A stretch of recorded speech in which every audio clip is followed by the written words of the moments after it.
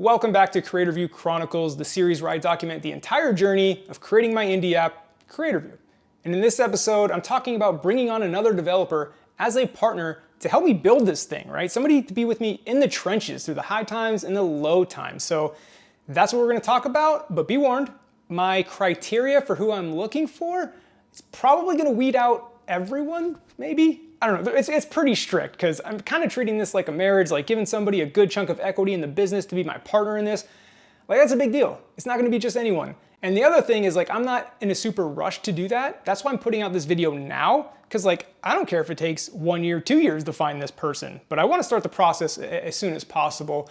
But that's just to say that I'm not like desperate to hire someone. That's why my standards are so strict. I guess I'm trying to overly warn you, right? Because the things I'm about to say in this video, you might be like, Sean, you're crazy, but I just need to find one person. That's all I'm looking for. So anyway, with that warning out of the way, let me start rattling off my ridiculous demands and see if you're still interested. So why do I even want to bring a partner into this scenario, right? I'm a developer, I can build it myself. Well, for one, it's just a lot more fun to build something with a team, right? We can bounce ideas off each other. Maybe they can bring stuff to the table that I'm not good at. And of course, it's going to be a developer, so helping with development of the overall app is obviously a plus, but also someone to just go on the journey with, ride the ups and downs, right? Because there's going to be good times, there's going to be rough times, right? So again, I want someone to be like in the trenches with me, building this thing, and hopefully we succeed together. All right, so on to these ridiculous demands. And I say this jokingly, like they're not like insane, but I kind of know how this could probably come off, so that's why I'm kind of joking about it.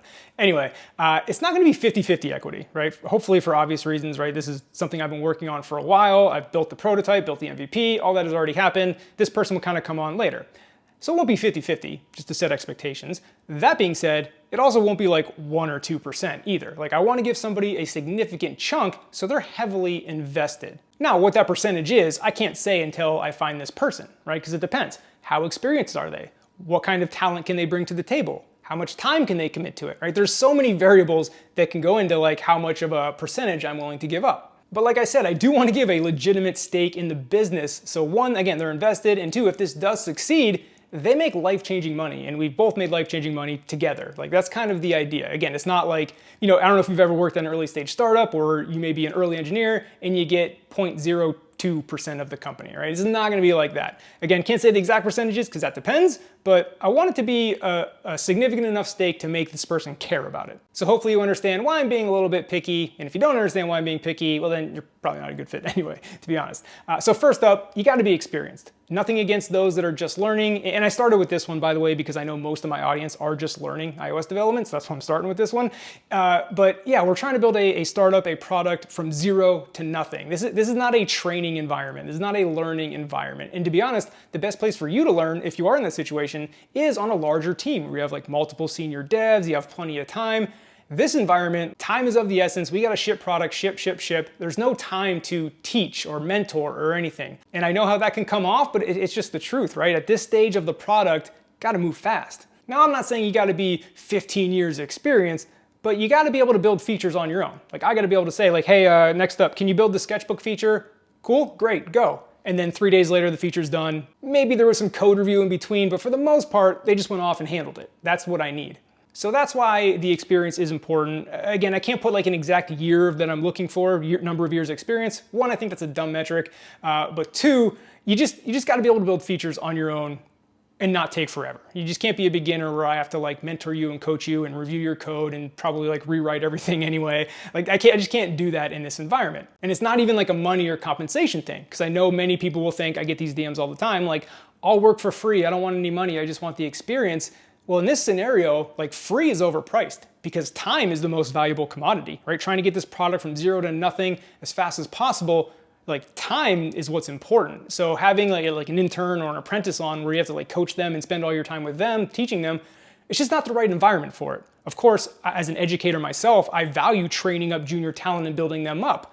But this Creator View, where we're at right now, is not the environment for learning. Like you're probably better off going to a larger team where you can learn from multiple senior developers. You have plenty of time. Like that's the best environment for you anyway. So again, just want to put that out there for those of you that are pretty inexperienced that might be thinking about, reaching out. But yeah, experience is very important. You got to be able to take a feature, knock it out, and say, all right, what's next? That's what I'm looking for. The next thing I'm looking for is your mentality. And specifically, I'm talking about a founder's mentality versus an employee's mentality. And obviously nothing is wrong with either one. They just both have their place. And like I just mentioned, like where Creator View is at in its life, like trying to just be born, I need someone with a founder's mentality, not somebody that's just looking for a paycheck, just clocking in, putting in their hours.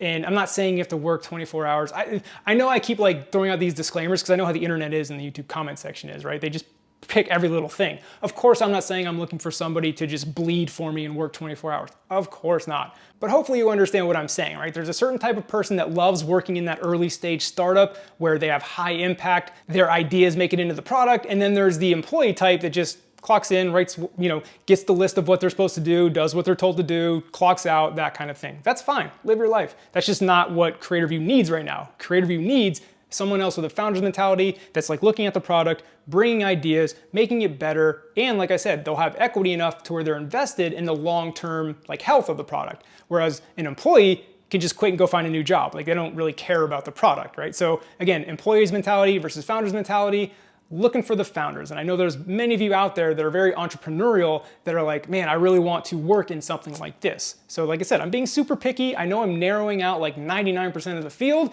but I want to be very specific because I'm looking for like the perfect fit.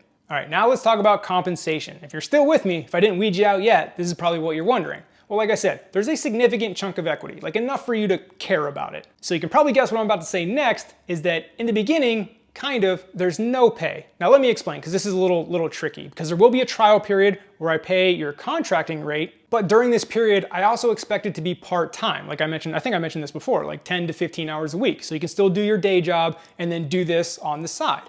Now, this 3 to 6 month trial period, I'm calling it that. We can discuss what that trial period actually is, but some trial period, I'll use 6 months as the example. One, we gotta find out if we work well together and if we get along. Like that's probably the most important thing. But the other thing this trial period does is allows you to assess the situation. You can work on this project for 6 months part-time, and then once that trial period's up, you can assess like, is this worth the risk to give up the hourly rate and now get that chunk of equity? Because while we're on the trial period, you wouldn't get that chunk of equity. You'd be getting your hourly rate. So by then, you should have a pretty good idea if it's worth it or not. And again, by then, who knows what kind of traction we'll have. Maybe you will want to give more hours or not. Again, that's who knows where that will go. But the point is that there will be like a 6 month trial period where you are getting paid your hourly rate before you make any big equity-only decisions. Because I know, I get hit up all the time to build somebody's app for equity, and I balk at it every time. I'm like, no chance I'm doing that. I don't know you, we've never met, right? So hopefully you've watched the videos before this, and if you haven't, like this is the first video you're watching because you heard, oh, hiring a developer.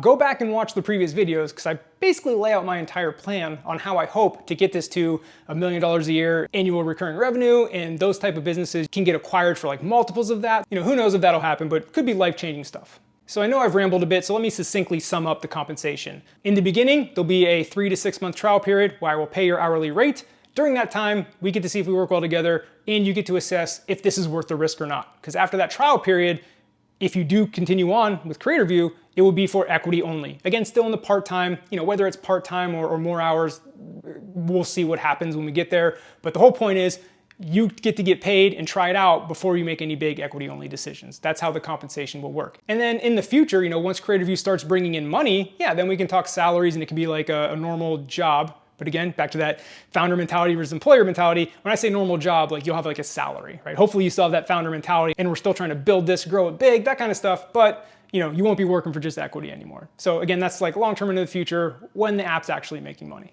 Now, the next most common question, is remote okay? Yes, remote is okay for a certain amount of time. I have no idea what amount of time that is. And on a certain caveat of Creator View is just wildly successful. Like we've blown away that 1 million annual recurring revenue number. So you relocating and moving would be a financial like no-brainer. Like this is obviously like a huge success. So yes, of course you would relocate and we would start building a team around this, like in-house, that kind of stuff.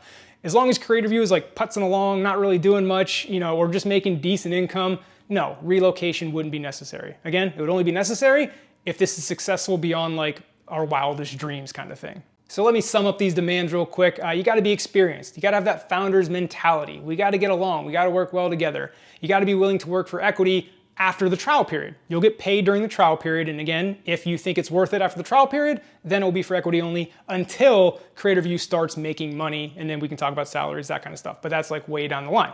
And then remote is okay unless Creator View is wildly successful and we build a team around it and go nuts. That's probably unlikely to happen, but you never know. I wanted to put it out there up front. So those are my demands. I know I weeded out probably everyone, but if you're entrepreneurial and you like the idea of like being involved early in a company and growing it and building it, I think you'll like this. And again, if I can't find anyone, no big deal. I am looking for that perfect person, but hopefully I find them and we can go build this thing.